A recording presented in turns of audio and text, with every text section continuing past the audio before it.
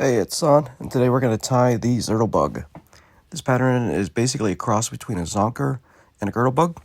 Hook we got on a vise is a fulling mill jig force, size 12. Got a 3.2 millimeter fulling mill slotted bead. You're going to start the thread and then take it down to the bend. First material we're going to tie in is some variegated chenille. I like to peel off some of the fluff just to expose the core. It makes it a little bit easier for a tie-in point. After tying in the chenille, take your thread to about the center of the shank, and then we're going to tie in the Spanflex. It's basically 3 pieces of Spanflex, cut at even lengths. I'm going to tie it there right in the middle of the shank, and then using figure 8 wraps, you want to get the Spanflex so that it's splayed evenly to the side. Don't worry too much about which direction the Spanflex is facing at this point. We're going to rectify a lot of that once we start wrapping the chenille forward.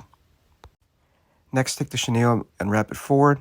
Use the chenille to maneuver the Spanflex legs the way you want it to go. So wrap it behind, in front, cross over. And if you still can't get it perfectly straight, that's fine. We're going to come back towards the very end and we're going to stretch out the Spanflex a little bit to get it facing the way that you want it to. Continue wrapping until you get all the way behind the bead and then tie it off.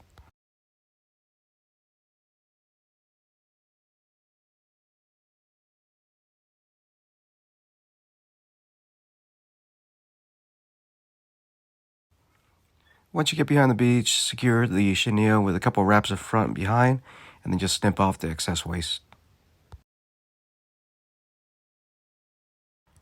At this point, while the Spanflex legs are still pretty long, you can go ahead and pull on it, stretch it in order to get it to the position that you want before we go ahead and trim everything. For the initial trim, I like to grab all the Spanflex, lift it up with my fingers, and then just snip.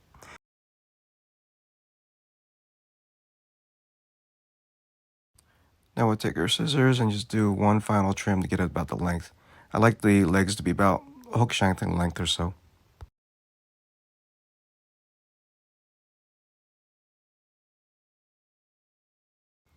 Next, we're going to attach the pine squirrel. Going to measure it out so that's approximately about hook shank length, and then we're going to poke it through the hook point. Once you poke the hook through the hide, take it out of the jaws so that you can slide the zonker strip into position. Then put the fly back into the vise. Next, you're going to want to stretch out the zonker strip. It's a little bit easier to locate the tie-in point behind the bead if you wet your fingers and preen the hair back a little bit. Then with some tight wraps, secure the hide. I like to do a couple on top of the hide and a couple of wraps also right behind the bead itself. Then trim off the excess. Then do a couple more tight wraps on top of the hide with your thread to ensure that it's properly secure. I like to add a little bit of Sally Hansen, hard as nails, to ensure that that hide does not pop loose. Just add it on to your thread and then do a couple more wraps on top of that hide.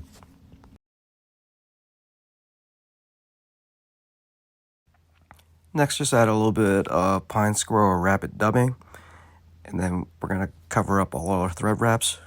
Then it's a matter of whip finishing. Either with a whip finish tool or your hands, do a 3 to 4 turn whip finish and secure the knot, then trim the thread.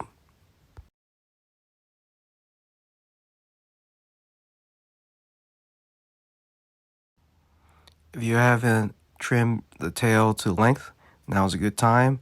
And then I also like to round off the hide so it presents a more tapered appearance. That's all it is to tie this fly. Thanks for watching. Try it in a variety of colors and let us know how you do.